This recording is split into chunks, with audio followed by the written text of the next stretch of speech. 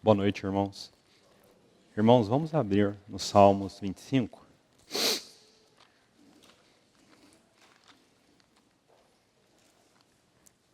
Desculpe, Salmo 15.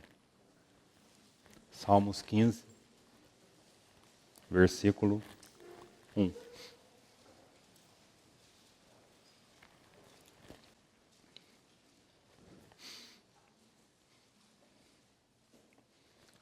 Quem, Senhor, habitará no teu tabernáculo?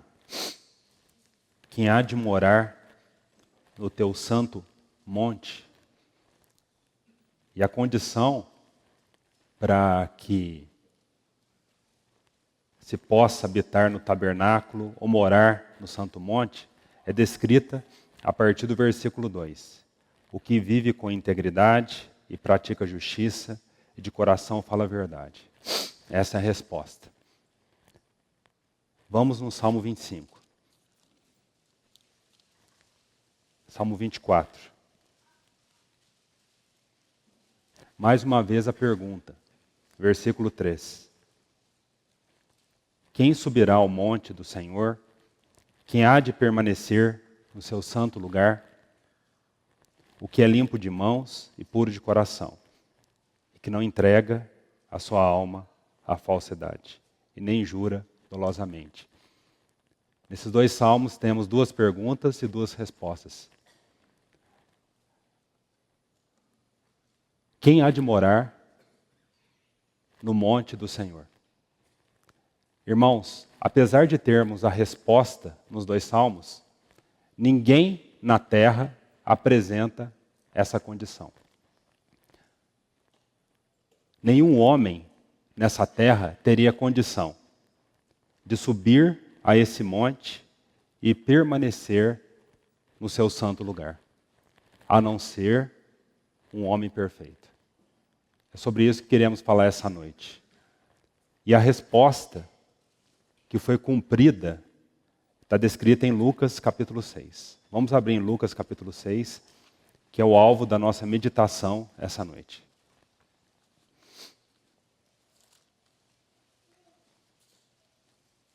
Lucas capítulo 6. Versículo 12. Nós temos a concretização daquela resposta nos dois salmos que acabamos de ler. No versículo 12 está esse homem, o homem perfeito, que subiu ao monte do Senhor e permaneceu nesse lugar. Lucas 6, 12. Naqueles dias, retirou-se para o monte a fim de orar. E passou a noite orando a Deus. E quando amanheceu, chamou a si os seus discípulos e escolheu 12 dentre eles, aos quais deu também o nome de apóstolos. Simão, a quem acrescentou o nome de Pedro, e André, seu irmão, Tiago e João, Filipe e Bartolomeu, Mateus e Tomé, Tiago, filho de Alfeu, e Simão, chamado Zelote, Judas, filho de Tiago, e Judas Iscariotes, que se tornou traidor. E descendo com eles, parou numa planura, onde se encontravam muitos discípulos seus e grande multidão do povo, de toda a Judéia, Jerusalém, do litoral de Tiro e de Sidom, que vieram para ouvirem e serem curados de suas enfermidades. Também os atormentados por espíritos imundos eram curados. E todos da multidão procuravam tocá-lo, porque dele saía poder e curava todos. Vamos orar, apresentando esse tempo diante desse Senhor. Bendito seja, Senhor, porque Tu és aquele que não permaneceu nas moradas eternas. O Senhor se esvaziou e veio até nós, permitindo que nós o tocássemos, e por isso podemos ser curados. Que nessa noite, Senhor, haja esse anelo no meio do Teu povo, de ouvir o seu chamado e permitir não apenas o teu toque, mas queremos, Senhor, irmos após ti, tocarmos em ti, para experimentarmos do teu poder em nossas vidas. Assim, Senhor, gratos por estarmos aqui aos teus pés, nós suplicamos que o Senhor nos ampare essa noite, em nome de Jesus. Amém. Irmãos, o meu encargo nessa noite é permanecer nesse capítulo, nessa porção do versículo 12 até o versículo 19. Eu queria, junto com os irmãos, vermos 3 movimentos do Senhor, nessa belíssima e preciosa porção da palavra, tão conhecida de todos nós. Na última quarta, nós fomos tão agraciados pelo Senhor, através da ministração do irmão, e eu penso que nós não podemos virar a página em relação a isso que o Senhor deseja falar conosco no que diz respeito à transformação do nosso ser. O primeiro movimento que eu queria destacar, nós acabamos de ler agora usando os 2 salmos e está mencionado aqui no versículo 12. Quais são esses 3 movimentos? O primeiro movimento é descrito aqui no versículo 12, do Senhor se retirando para orar a sós com o Pai, onde ele passa toda a noite orando. O irmão Renan explicou qual que é o significado dessa expressão no grego. Aqui temos o primeiro movimento, do Senhor se retirando a sós com o Pai, orando por toda a noite. E vamos falar um pouco, brevemente, o que significa esse movimento do Senhor. Depois do segundo movimento, descrito no versículo 13. No primeiro movimento, ele vai até o Pai. No segundo movimento, ele vai até seus discípulos, e dentre os discípulos, ele chama 12 apóstolos. E nessa noite veremos qual que é a importância desse chamamento para esses apóstolos. E que o Senhor nos ajude na aplicação dessa verdade. E o terceiro movimento descrito no versículo 17. Agora, junto com os apóstolos, ele desce com eles para uma planura. E veremos essa noite o significado espiritual disso. Então que o Senhor possa abrir os nossos olhos para vermos a importância desses 3 movimentos. Desse homem perfeito, só ele poderia habitar no monte do Senhor. Irmão, cada salmo fala do Senhor. Os 150 salmos fala do Senhor. Importante termos essa visão dos salmos. E ali vemos que aquele homem perfeito, né, cujo coração é puro, as mãos são limpas, é esse Senhor. E é por causa dele que podemos ter essa condição. Então, nesse primeiro movimento, vemos o Senhor indo até o Pai. O que isso significa, irmãos? Naqueles dias, retirou-se para o monte. Irmãos, no primeiro momento, vamos contemplar esse ente santo, esse homem perfeito, se retirando para esse monte. Se retirando de todo o barulho do vale, todo o barulho da planura, e se retirando para esse lugar onde ele pudesse estar em comunhão com o Pai. E nós sabemos que ele passa toda a noite orando ao Pai, na oração de Deus. Irmãos, o que podemos extrair desse primeiro movimento? No primeiro aspecto, nós precisamos contemplar esse homem perfeito. Esse homem perfeito que, num primeiro aspecto, ele se retira para orar. Daí vem a pergunta, se ele é um homem perfeito, por que ele se retira para orar? Porque é um homem perfeito, ele ora. Como o irmão Rodrigo Abarca nos ensinou na última conferência. Como um homem perfeito, ele precisa se retirar para orar. Mas há um aspecto maravilhoso aqui que eu queria destacar. Não apenas ele se retira para o monte a fim de orar. Quantas vezes, irmãos, nós temos o propósito de orar, né? Mas não passamos do propósito, não passamos do ideal, não conseguimos passar da vírgula aqui, ó. Retirou-se para o monte a fim de orar. A gente para na vírgula. Mas graças a esse ente perfeito. Ele não apenas se retirou para orar, com desejo de orar. Ele passou a noite orando a Deus. Nada o impedia ele de fazer a vontade de Deus.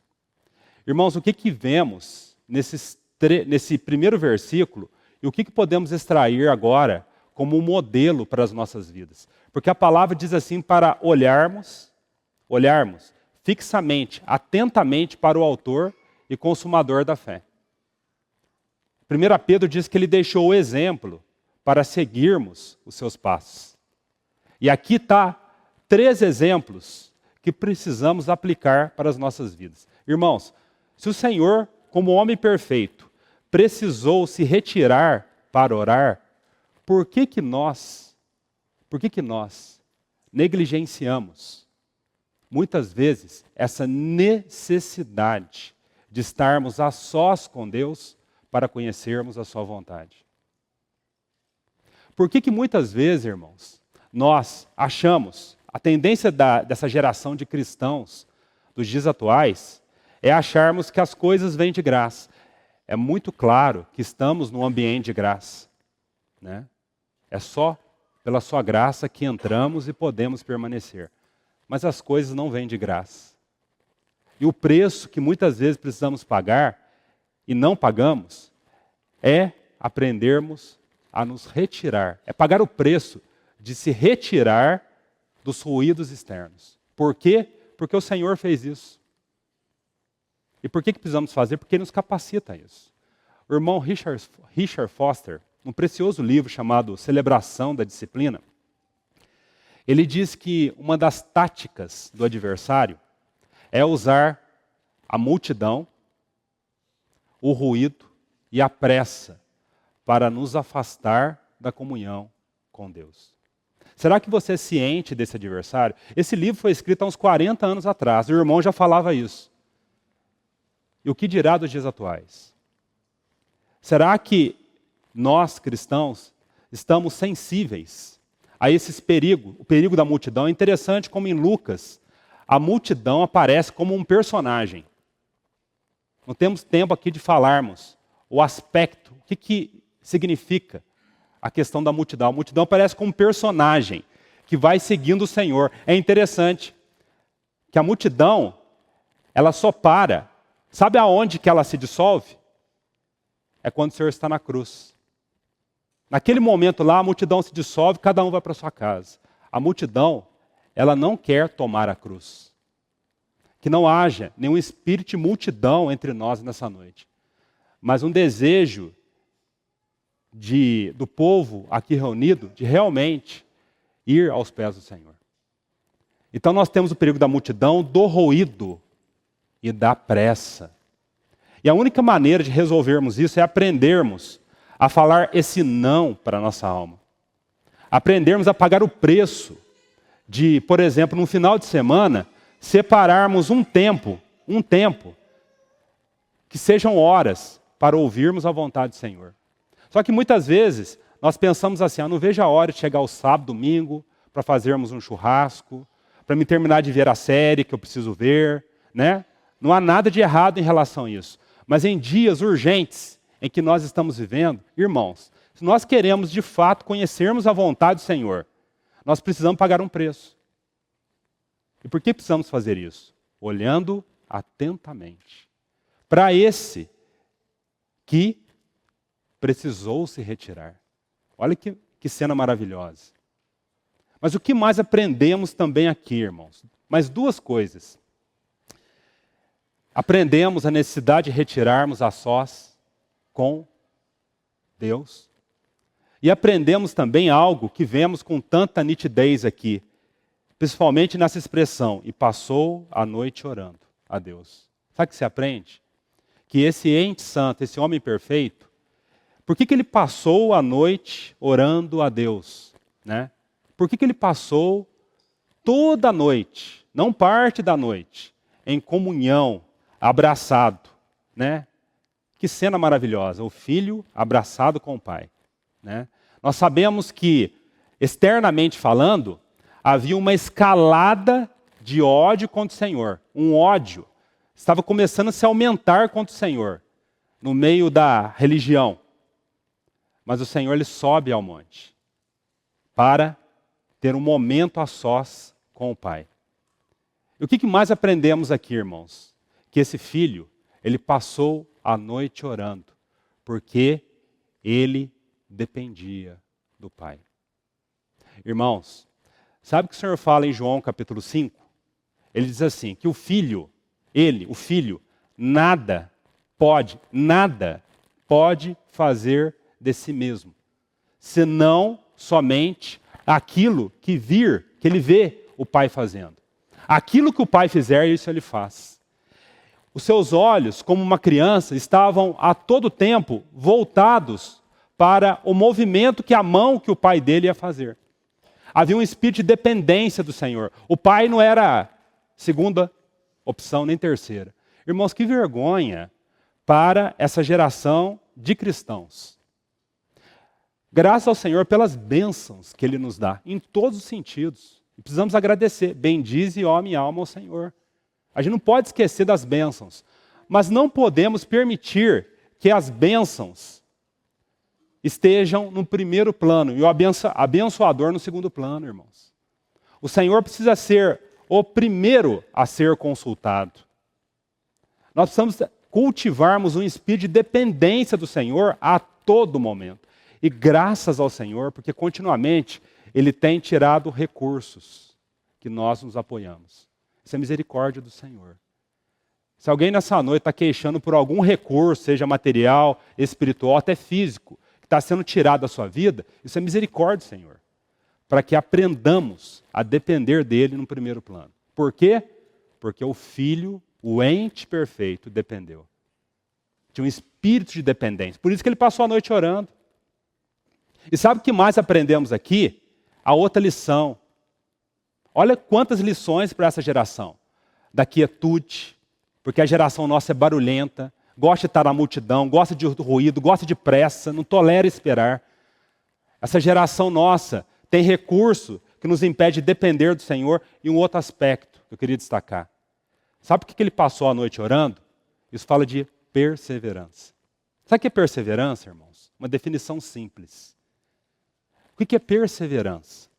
Essa palavra que precisa ser uma virtude de nós cristãos. Queremos a maturidade.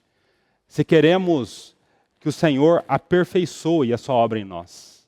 Perseverança é quando a gente não permite, seja algo interno ou externo, é quando não permitimos que as dificuldades internas e externas nos impeçam de cumprir a vontade de Deus. Talvez para alguns irmãos aqui, estar nessa reunião de quarta é uma perseverança. Porque naturalmente falando, você não ia conseguir. O que o Senhor está pedindo para você perseverar? É claro que se levantarão inimigos internos e inimigos externos. Né? Mas graças a Deus, porque senão os músculos espirituais não serão fortalecidos em nossas vidas. Que o Senhor possa cultivar em nossos corações a importância de perseverarmos. Por quê? O exemplo do nosso irmão mais velho. Porque ele perseverou. Ele separou, foi para um lugar a sós, dependeu do Pai e perseverou. E aqui temos o primeiro movimento. Eu quero ser breve porque o meu encargo é nesse segundo movimento. Então, nesse primeiro movimento, vemos o Senhor se retirando, dependendo do Pai, perseverando durante toda essa noite. Irmãos, a noite aqui não é apenas literal. Está falando para você ter uma vigília, né? É claro que muitas vezes é importante a vigília, né? Apesar que eu não dou bem com vigílias à noite, né? Chega numa determinada hora, eu já começo a falar coisas estranhas, né? Não conte comigo na madrugada, irmão. Você pode contar em qualquer outra hora, mas de madrugada não conte, não. Mas graças a Deus com o nosso Senhor, esse irmão perfeito, né? Mas olha que maravilhoso outra lição que aprendemos. Assim que passa a noite, orando a Deus, versículo 13. Antes do segundo movimento, eu queria gastar tempo com os irmãos. O que acontece, irmãos? Como que inicia o versículo 13? E quando amanheceu? Você já parou para meditar no início do versículo 13? E quando amanheceu? Isso aqui não é literal, irmãos. Isso aqui, essa expressão de Lucas, como o Renan tem frisado continuamente, esse pintor, né? Aqui vemos uma pintura belíssima. Não foi ocasional essa palavra. E quando amanheceu? Isso aqui não é literal apenas. Foi literal, mas há um significado aqui, irmãos. Sabe o que significa amanhecer na palavra? Ela tem duas conotações. A primeira, fala de um novo começo. Lembra de Jacó? Quando ele, após aquela luta com Deus, a sua coxa é tocada, e a palavra fala assim, nasceu-lhe. Olha que expressão bela. Não nasceu, fala que nasceu o sol. Fala, nasceu-lhe o sol para Jacó. Está falando que a partir daquele vale, um novo começo se iniciou na vida de Jacó. É a lição do quebrantamento. Quando permitimos o quebrantamento, ou quando nos rendemos totalmente às mãos do Senhor, um novo dia, um novo tempo, uma nova estação se inicia na nossa vida. Isso fala do amanhecer, né? E como que anelamos o último amanhecer quando o Senhor voltar nessa terra, quando findar essa noite escura, né? Esse será a última estação, a qual tanto aguardamos. Mas também o amanhecer fala do quê, irmãos? O amanhecer fala de compreensão da vontade de Deus.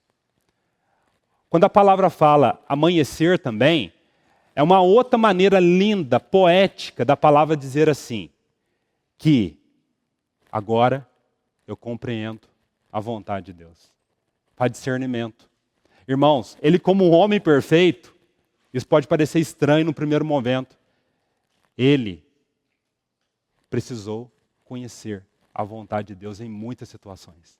Amanhecer aqui significa, por ele ter passado a noite orando, independência, perseverando. Essa palavra, passar a noite também, no grego, fala que ele resistiu por toda uma noite.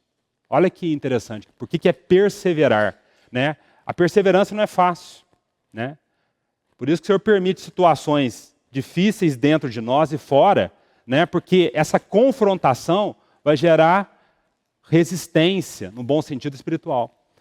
E é daí que virá a compreensão da vontade do Senhor. Irmão, você quer que o dia amanheça para você em alguma questão?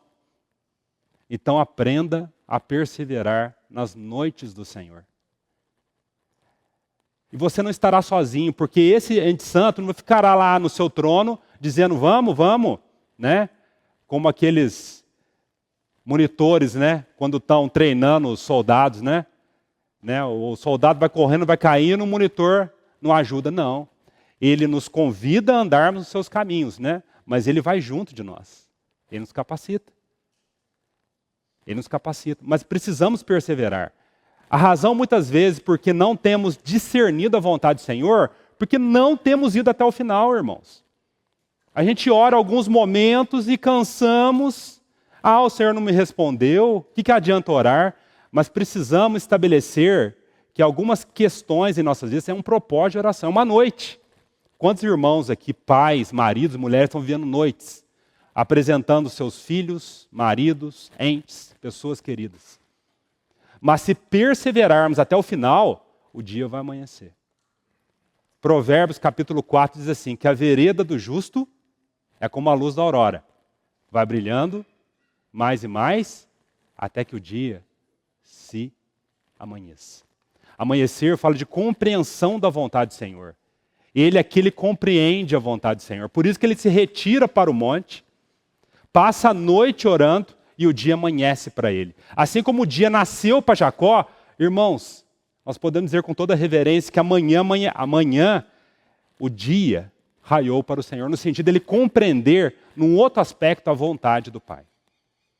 Então agora vamos para o segundo movimento.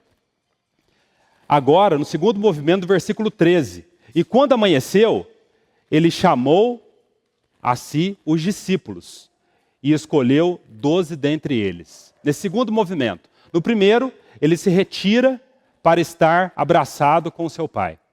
Nesse segundo movimento, agora, ele vai de encontro, abraçar os seus discípulos. Abraçar os apóstolos. O que aprendemos aqui, irmãos? Irmãos, esse quadro aqui é belíssimo. Nessa porção que nós estamos estudando essa noite, nós vemos 4 aspectos do Senhor, né? Retratado nos evangelhos. Nós vemos ele como Deus e homem, aqui no versículo 12. Aqui no versículo 13, nós vemos ele como um rei, né? Porque chamar a si os discípulos, como o Renan falou, fala do primeiro ato governamental do Senhor, né? Constituindo o seu núcleo, através desse núcleo que ele ia implantar o seu reino. E no versículo 17, vemos ele mostrado como servo.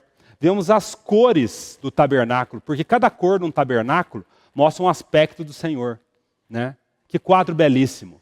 Então no versículo 13, o dia amanhece e ele chama a si os seus discípulos. Pare para pensar nesse aspecto, irmãos. O Senhor chama a si. Cada palavra na palavra precisa ser examinada à luz do Senhor. O que significa essa expressão dentro desse contexto aqui? Que ele chama a si.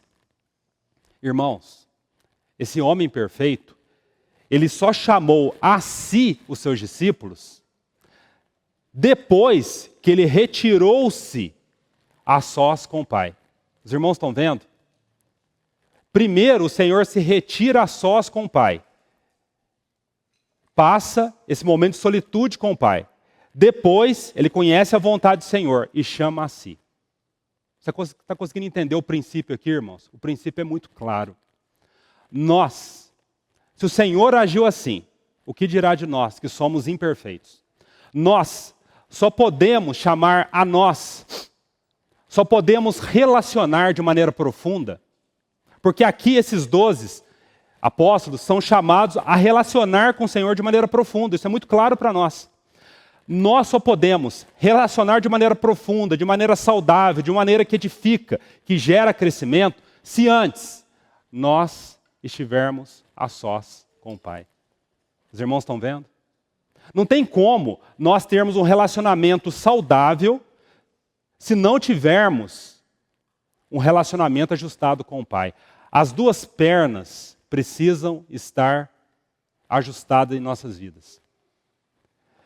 Para nós termos relacionamentos que geram crescimento, antes nós precisamos estar crescendo nosso relacionamento com o Pai. Olha que visão interessante. O Senhor só chamou a si depois que ele passou uma noite com o Pai. São duas pernas. À medida que a gente cresce na comunhão com o Pai, nós vamos crescer nos nossos relacionamentos uns com os outros. Não tem como, irmão, você relacionar de maneira adequada com o seu irmão, com o seu vizinho, se o seu relacionamento com o Pai está desajustado. E quanto mais relacionamos de maneira ajustada com o Pai, mais os nossos relacionamentos serão saudáveis. O Senhor tem me dado uma direção, sempre conversar com os jovens assim. Interessante que o jovem tem aquela luta, né? Aquela luta de ter um parceiro, né? Uma parceira. E eu falo assim para os jovens. Antes do Senhor dar alguém para você, Ele quer te ensinar a estar contente sozinho. Você só pode relacionar adequadamente com alguém se você, antes, estiver relacionando adequadamente com o Senhor. Nós só podemos relacionar, irmãos, se estivermos felizes sozinhos. Se não aprendermos a estarmos felizes, satisfeitos sozinhos, não temos condições emocionais de relacionar. Os irmãos estão entendendo? Se o nosso relacionamento com o Pai não estiver ajustado, todos os relacionamentos serão desajustados. Então, muitas vezes o Senhor está privando um jovem de um relacionamento, porque aquele jovem não tem condições de relacionar ainda. Porque ele vai trazer muito dano para o relacionamento. ele vai oprimir ou vai se anular.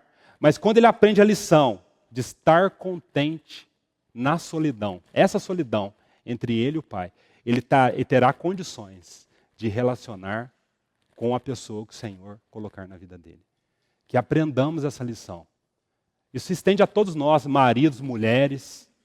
Só podemos relacionar adequado com as nossas esposas, servindo ela e não oprimindo elas e nem se anulando, se o nosso relacionamento com o Pai estivermos fazendo esse movimento, retirar-se.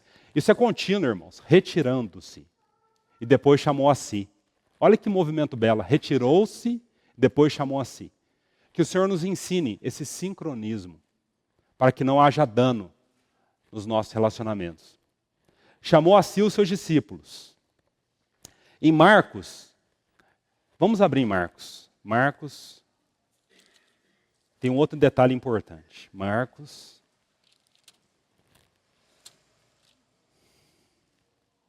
capítulo 3. Marcos, é um complemento a essa porção. Marcos capítulo 3, versículo 13.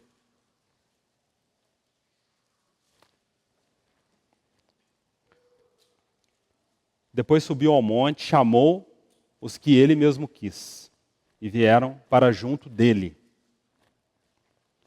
Chamou a si. Olha o versículo 14. Então, designou 12, essa expressão, para estarem com ele. Vamos ficar um pouco aqui nessa porção em Marcos. Então o Senhor passa a noite orando. Então nesse segundo movimento, ele chama aqueles a quem o Pai mostrou para ele, a quem ele deveria chamar, chama a si, no primeiro momento. Para qual propósito? Qual que é o propósito de sermos chamados nessa jornada, irmãos? Qual que é o propósito? Para estarem com ele. Sabe o que o Senhor nos chama? Não apenas para nos salvar do inferno. Não apenas para nos abençoar nessa terra. O Senhor nos chama para estarmos com ele. Para permanecermos com ele. Eu sei que você sabe disso, mas que o Espírito Santo renove essa verdade em nossas vidas. Para que possamos permanecer nessa videira verdadeira. Sabe por que o Senhor nos chama para si? Para estarmos com ele, não para aprendermos sobre ele, mas para aprendermos, como é dito em Efésios, aprendermos a Cristo. O Senhor está chamando esses 12, e é claro que essa lição se estende a nós.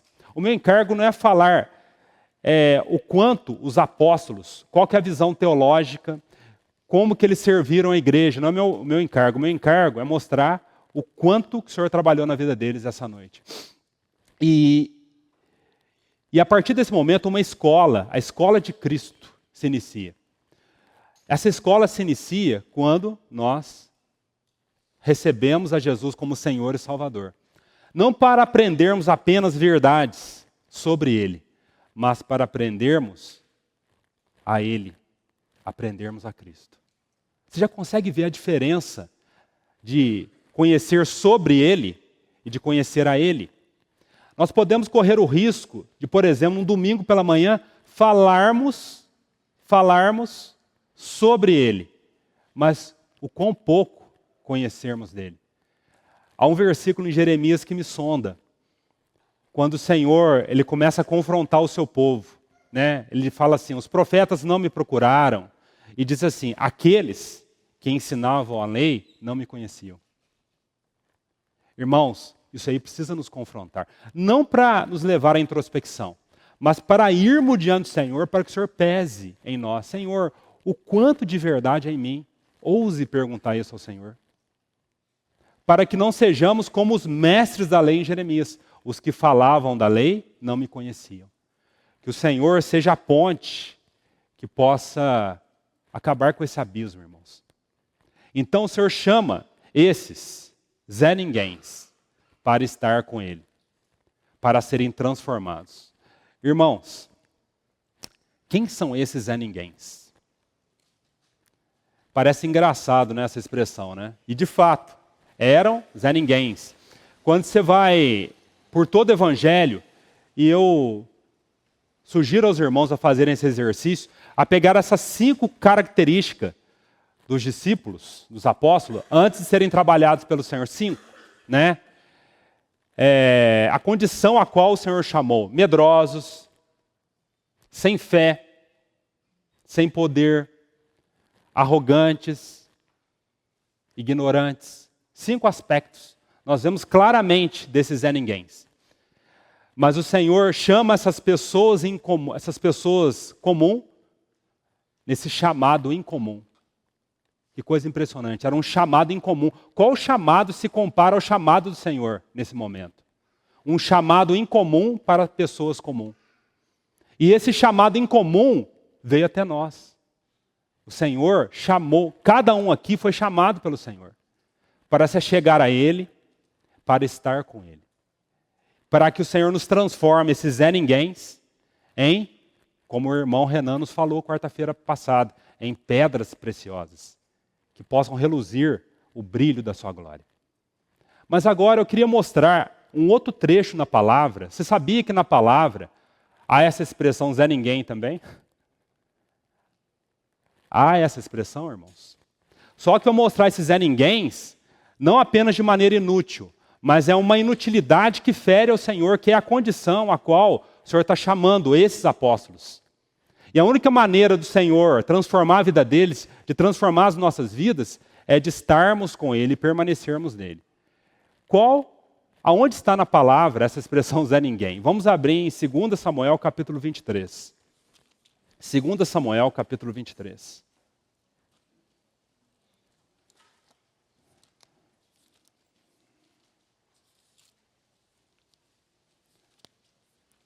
Segunda Samuel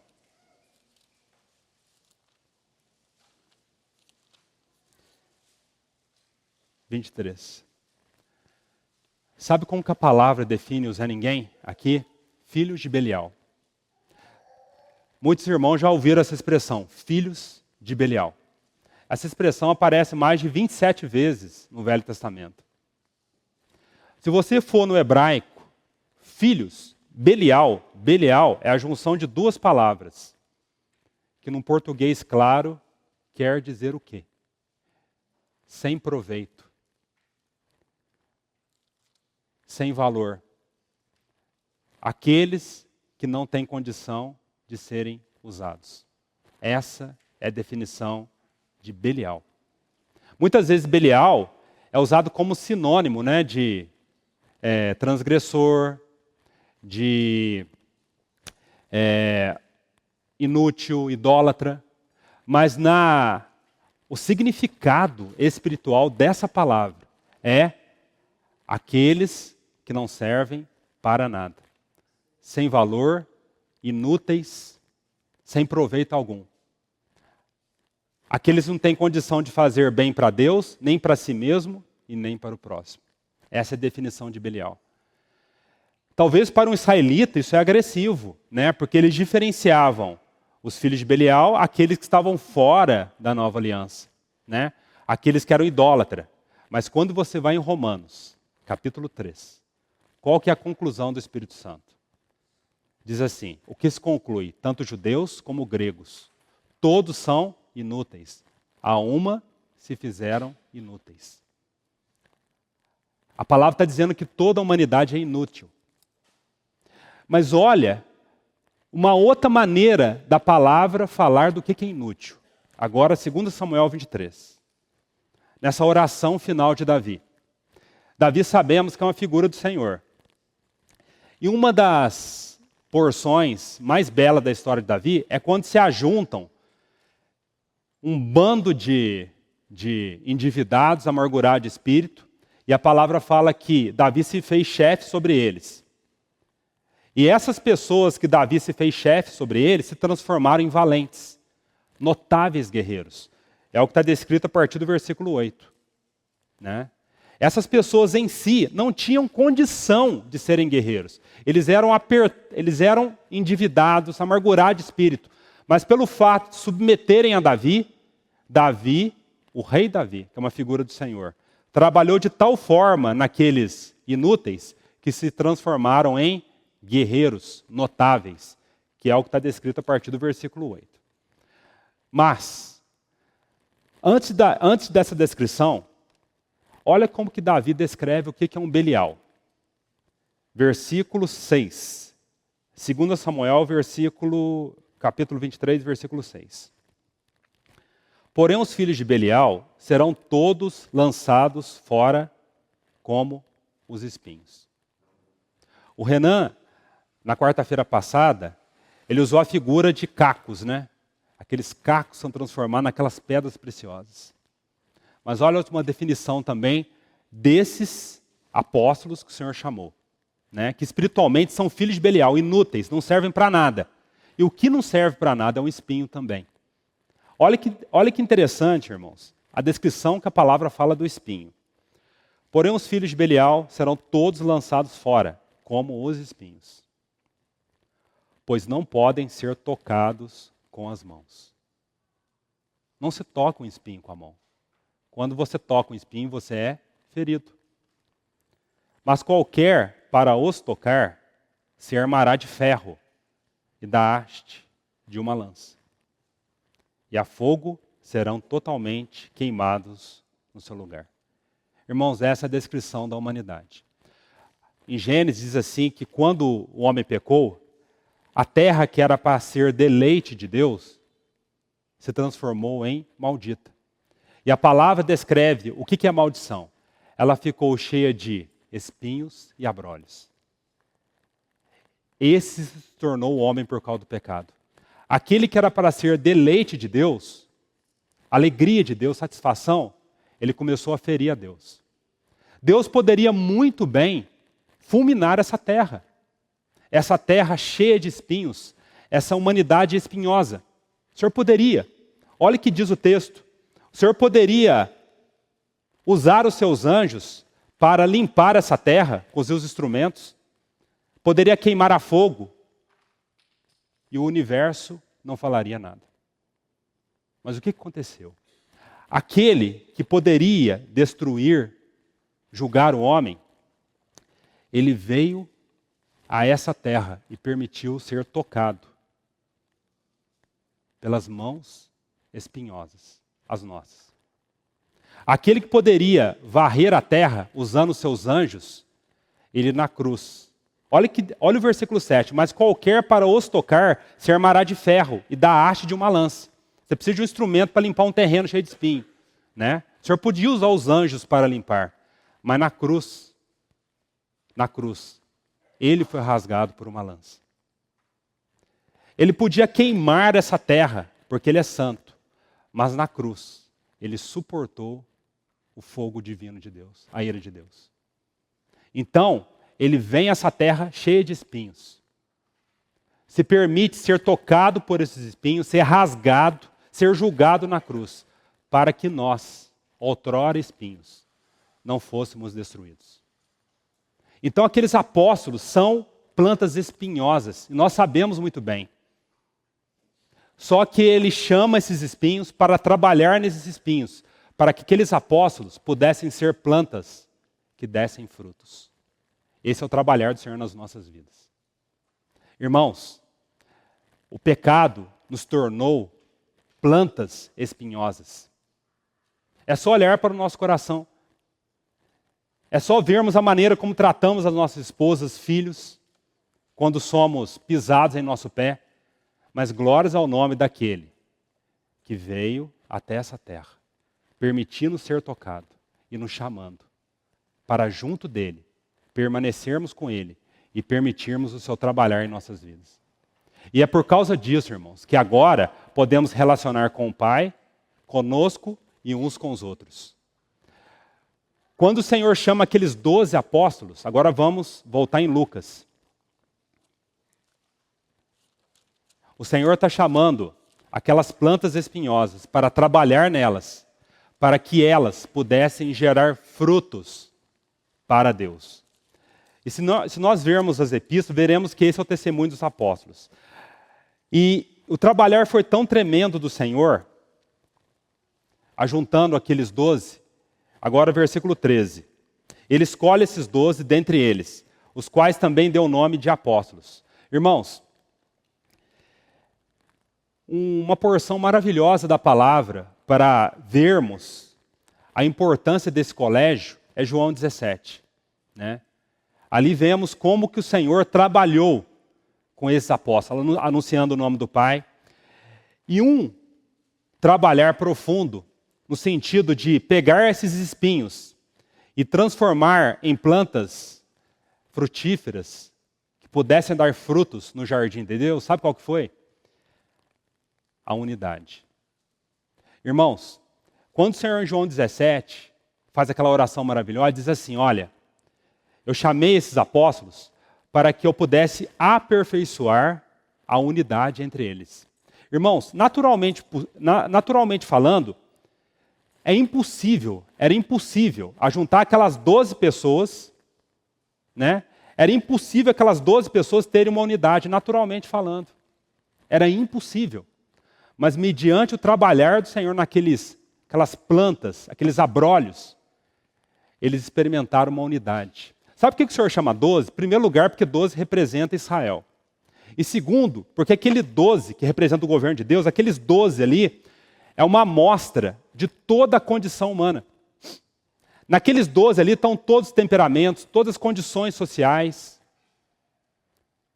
Mas o Senhor faz questão de ajuntar esses espinhos para mostrar que um milagre aconteceria. O milagre daqueles espinhos transformarem em plantas viçosas na casa de Deus. Irmãos, naturalmente falando, é impossível nós estarmos aqui. É impossível nós termos comunhão, conhecendo quem nós somos, os espinhos que há na nossa vida, conhecendo a nossa história. É impossível, a não ser que o Senhor se faça o elo entre nós. Irmãos, sem o Senhor, 3 coisas podem acontecer conosco. Ou vamos nos devorar, ou vamos nos afastar, ou vamos nos tolerar. Isso não é unidade. Mas nele há unidade. Por isso que ele chama também a si aqueles apóstolos, para trabalhar na vida deles e para dar condição que eles experimentassem unidade entre os 12. Irmãos, naturalmente falando, era impossível. Sabe por quê? Quando você pega, por exemplo, Mateus, até ser chamado, ele era ligado ao governo.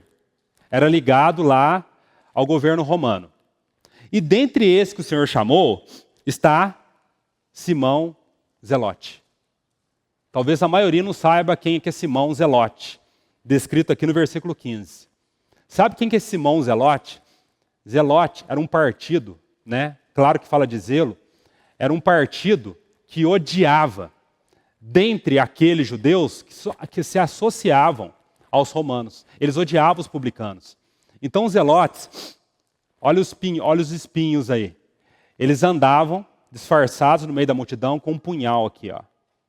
E quando eles viam um publicano, ele tirava o punhal e matava aquele publicano. Esses são os zelotes. E o Senhor faz questão de chamar Mateus e Simão. Naturalmente falando, é impossível. Mas o Senhor, Ele quer fazer esse milagre. Como Ele quer fazer em nossas vidas. Se olharmos para o Senhor. Quando vamos em Efésios, a palavra fala assim. Que Ele aboliu no seu corpo a lei de mandamentos na forma de ordenanças e uniu 2 povos. Era impossível unir gentil e grego. Mas nele, esses 2 povos são unidos. Irmãos, o Senhor é o elo de atração. É nele que podemos experimentar essa unidade. Só nele. Né? O Senhor não quer apenas que nós nos toleremos. Ele quer que nós sejamos um. Mas sabe o que é mais maravilhoso, irmãos? Que o Senhor queria fazer com esses apóstolos? É que na unidade, o Senhor não queria suprimir a identidade. Porque você pode pensar assim, nossa, eu tenho que entregar minha vida ao Senhor, eu vou perder minha identidade. Você não vai perder, pelo contrário, você vai ganhar a sua identidade. Olha que maravilhoso aqui no versículo 14. Ele dá o nome a esse mais chegado de apóstolos. Ele dá o nome. O Espírito Santo podia muito bem omitir o versículo 14, versículo 15 e 16. Por que o Espírito Santo não omitiu? Né? Porque o Espírito Santo quer deixar bem claro para nós, que na unidade, o Senhor não vai suprimir a nossa identidade. Olha que belo aqui, o Senhor cita o nome de cada apóstolo. Há uma unidade por causa do trabalhar do Senhor, mas há essa diversidade. Há o nome de cada apóstolo para falar o seguinte: na unidade, a nossa identidade vai ser preservada. O Senhor vai dar condição de experimentarmos unidade e não vamos perder a identidade. Pelo contrário, nós perdemos a identidade quando não entregamos as nossas vidas na mão do Senhor. A nossa identidade é recuperada na mão do Senhor. O humanismo, essa doutrina que valoriza o homem, pelo contrário, ela destrói o homem.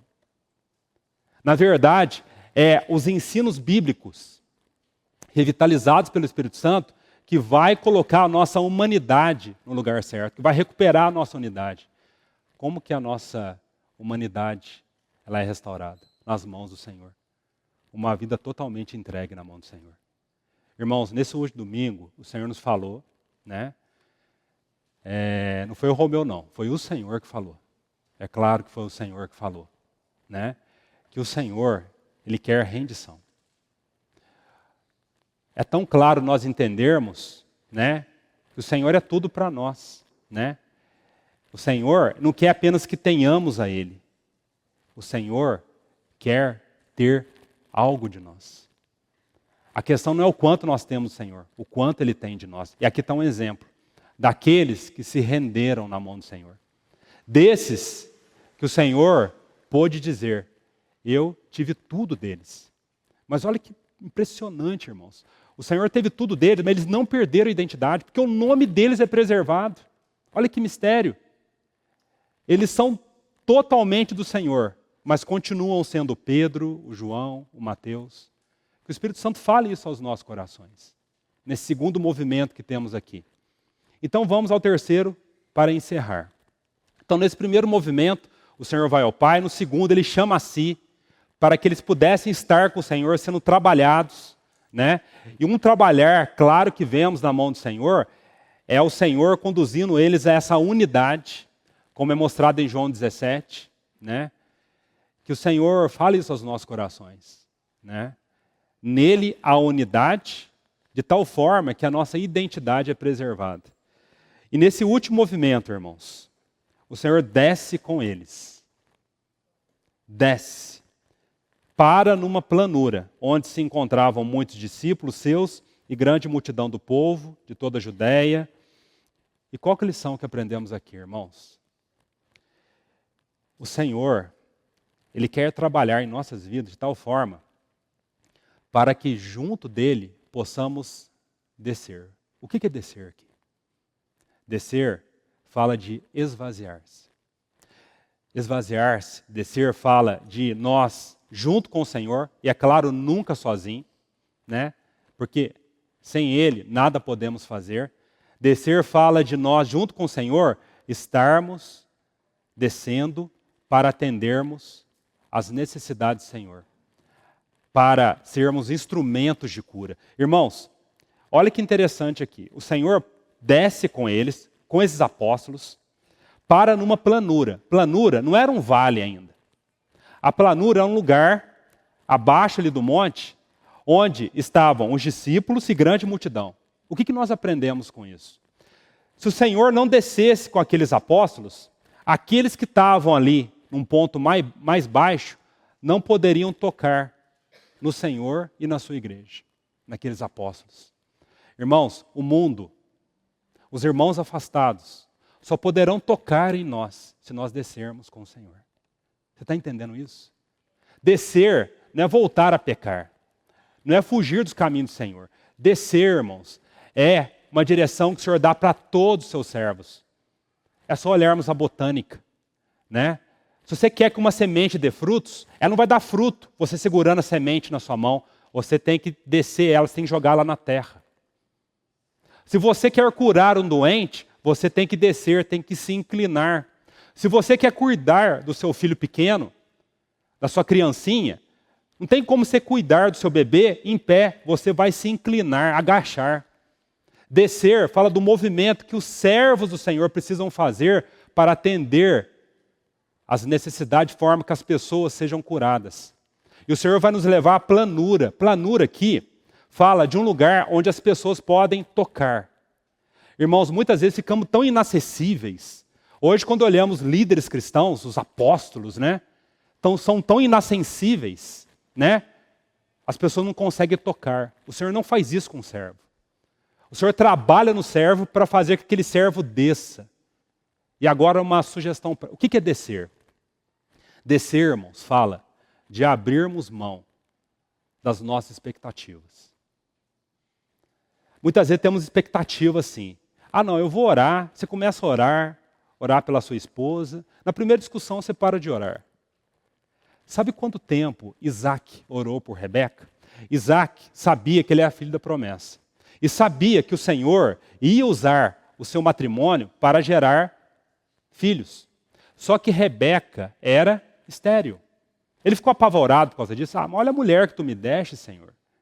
Né? Esterilidade fala de falta de, muitas vezes, incapacidade para fazermos a vontade do Senhor. Isso fala esterilidade. A palavra fala em Gênesis, depois os irmãos consultam. Fala assim, que Isaac começou a orar. Começou a orar. Orar. E sabe quanto tempo ele orou? 20 anos. 20 anos. Não foram 20 dias, 20 meses. Nem 20 minutos. Talvez essa geração, 20 minutos é muito. 20 anos. E a palavra fala que o Senhor ouviu as suas orações. Irmãos, muitas vezes a gente tem uma expectativa que a gente vai orar, vai acontecer. Não é assim. A oração é um processo. Descer fala abrir mão das nossas expectativas. Descer fala de abrir mão dos nossos conceitos. Quantos conceitos, né, religiosos nós temos, né? E por causa dos conceitos, aquele que está na planura não nos alcança. Sabe o que é abrir mão do conceito? Irmãos, eu não estou falando para a gente abrir mão de princípio, não é isso. A gente nunca pode abrir mão dos princípios da verdade. Estou falando de conceitos que são nossos. Uma vez, Francisco de Assis, século XI, um grande servo do Senhor, ele entendia que tinha que jejuar por uma situação. Então ele chamou lá os seus companheiros e começou a jejuar. Olha o conceito dele, um conceito certo, na luz do Senhor, é claro. Jejuar por uma questão. Ele estava jejuando, um dos companheiros começou a passar mal de fome e não estava conseguindo alcançar o Francisco de Assis. Sabe o que esse irmão fez, Francisco de Assis? Talvez, na nossa imaturidade, falaríamos assim, não, você tem que acompanhar, você não está conseguindo fazer o jejum, então para, nós vamos continuar. Ele não fez isso. Sabe o que ele fez? O que é descer do monte aí? Ele falou assim, para o jejum, todo mundo. Vamos montar um banquete e vamos comer. Para não expor o irmão, que não tinha condição de jejuar. Será que agimos assim na nossa casa? Quantas vezes, irmãos, nós temos, claro, o conceito que a gente vai ajuntar, vai ter comunhão, e nós precisamos aproveitar os nossos ajuntamentos para ter comunhão. Aí muitas vezes você percebe que o irmão não está conversando a palavra, nós nos irritamos e até saímos da comunhão. Irmão, você pensa quando o Senhor estava sentado com publicanos e pecadores, ele ficava conversando a Torá? Você acha que o Senhor só ficava conversando a Torá? É claro que o Senhor, ele era um santo, mas muitas vezes o Senhor, ele se aproximava. Irmãos, descer do monte fala abrir mão da nossa agenda. Será que temos abrido mão da nossa agenda para atender os nossos filhos? Aquela história que o Romeu sempre conta da mãe que queria servir ao Senhor, estava lavando louça, a sua filhinha na barra da saia dela, e ela falando, filha, vai para lá, e ela orando, depois o Senhor fala algo no coração dela, ela vai no quarto, e a filhinha dela estava dormindo. Né? Aí o Senhor fala assim, por que você não abriu mão da sua agenda, parou de lavar a louça, e não foi, se inclinou, desceu do monte para atender o seu filho? Irmão, será que temos aberto mão da nossa agenda? Sabe o que é descer do monte? Descer do monte falarmos não para o nosso temperamento. Provérbios 18 diz assim, que o solitário busca o seu próprio interesse e se levanta contra a sabedoria, insurge-se contra a sabedoria. Provérbios 18. O Senhor não era solitário. Ele amava estar a sós com o Pai, mas ele amava estar com seus discípulos. Muitas vezes nós somos solitários. não queremos ser interrompidos, né? Que o Senhor fale isso aos nossos corações. Se queremos alimentar, se queremos ser instrumentos de cura, irmãos. O Senhor nos ensine o que é descer nas nossas vidas. E para encerrar, e descendo com eles, parou numa planura onde se encontravam muitos. Agora o versículo 18. Que vieram para ouvirem e serem curados de suas enfermidades. Também os atormentados por espíritos imundos eram curados. Agora o versículo 19. E toda a multidão procuravam tocá-lo, porque dele saía poder e curava a todos. Último aspecto. Irmãos, quando descemos com o Senhor, né? E o Senhor, por que precisamos descer? Porque é um movimento que o Senhor pede para cada servo, né? Porque a palavra fala que ele se esvaziou. Porque ele vai descer conosco, vai nos capacitar a descer, né? Porque é um movimento de todos os servos. Olha em Êxodo capítulo 32. Você lembra o que aconteceu em Êxodo 32? Moisés subiu para o monte, onde ele ia receber a revelação para fazer o tabernáculo. Depois os irmãos leiam, Êxodo 32. Sabe o que acontece? O povo fala assim para Arão, levanta Arão, levanta. E faz aí, porque Moisés resolve que Moisés ele nos deixou sozinho. A palavra, o povo fala para Arão se levantar. Sabe o que Deus fala para Moisés? Diz assim, Moisés, desce. O homem natural, ele quer nos exaltar. O Senhor sempre vai fazer um movimento para descermos. Descermos. Você abre em Ruth. Qual que é o conselho que Noemi dá para Ruth? Banha-te, unge-te, põe os teus melhores vestidos e desce a eira. Irmãos, se queremos ser um trigo sem palha, se queremos ser servos como Moisés, nós precisamos entender na nossa vida o que é descer junto com o Senhor. A planura. E o que vai acontecer nesse momento? Versículo 19. E todos da multidão procuravam tocá-lo. Irmãos, se esse movimento estiver sendo conduzido pelo Senhor, quando as pessoas tocarem em nossa vida, não vão tocar a nossa personalidade, vão tocar o Senhor. Sabe que muitas vezes não há poder no nosso serviço? É porque as pessoas tocam em nós, no nosso conhecimento, não tocam no Senhor. Mas o que é maravilhoso, que o Senhor, é Ele que vai ser tocado através de nós. O Senhor não vai fazer isso através de anjos, seres espirituais, a fazer através da sua igreja, contanto que haja esse movimento de descer com Ele. E o último exemplo, agora de um apóstolo chamado fora do tempo, para me encerrar, para entendermos o que é ser tocar, o que é permitirmos que toque em nós e saia poder. Nesse texto mesmo que o Mauri leu, 1 Coríntios, para nós encerrarmos. Aqui um exemplo, agora de um outro apóstolo. 1 Coríntios, capítulo 2. De alguém que aprendeu a descer junto com o Senhor. Abrindo mão de expectativas, conceitos, temperamento, agenda. Ele aprendeu. E para encerrarmos, 1 Coríntios 2:1. Eu, irmãos, quando fui ter convosco, anunciando-vos o testemunho de Deus, não o fiz com ostentação de linguagem ou de sabedoria. Ah, irmãos, quantas vezes nós ostentamos conhecimento, né? Listamos versículos. Não que isso não possa fazer, irmãos. Não é isso. O Senhor nos dê discernimento sobre isso que eu estou falando, né? Muitas vezes há muito do eu, né? Não há instrumentalidade, né? No sentido do Senhor nos usar. Mas olha a atitude de Paulo, o que é descer, né? Porque decidi nada saber entre vós, senão a Jesus Cristo e esse crucificado. É para isso que o Senhor tem nos chamado. Para anunciarmos a Ele e a sua obra. E foi em fraqueza, temor e grande tremor que eu estive entre vós.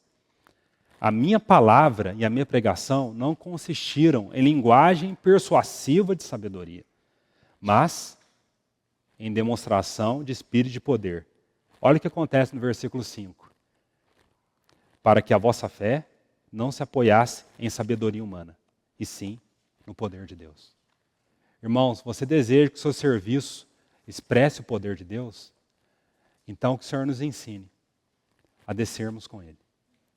Para que quando a sua mulher, seu marido, seus filhos, vizinhos tocarem em você, toquem no Senhor.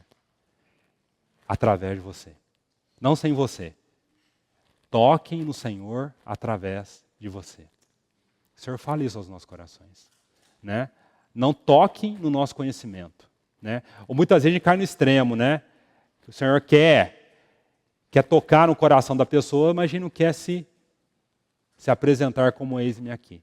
Mas o Senhor desce com aqueles discípulos, aquele lugar que as pessoas poderiam tocar nele, e quando as pessoas, como que o texto termina? As pessoas tocaram no Senhor. As pessoas tocaram no Senhor. Irmão, o Senhor fala isso aos nossos corações, nesses últimos dias, ao qual a igreja está inserida. O Senhor desperte, para que haja discípulos, aqueles que se acheguem a Ele, permaneçam com Ele, tenham as nossas vidas trabalhadas de tal forma, para que o Senhor, então, Ele tenha aquilo que Ele deseja em nossas vidas, a Ele mesmo. A Ele mesmo. Então, que o Senhor continue falando. Na próxima semana, outro irmão vai seguir nesse assunto. Vamos orar apresentando esse tempo.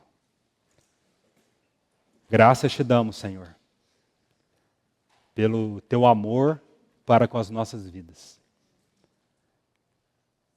Obrigado por ter nos amado, ter nos chamado para estarmos contigo.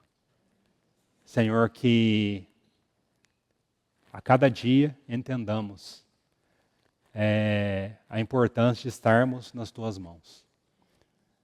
Porque se não estivermos nas tuas mãos, Senhor, seremos como plantas espinhosas. Glórias ao teu nome, Senhor, pelo teu trabalhar em nos transformar para que sejamos plantas frutíferas, Senhor, na tua casa. Que o Senhor nos guarde e continue prevalecendo sobre as nossas vidas. Em nome de Jesus. Amém.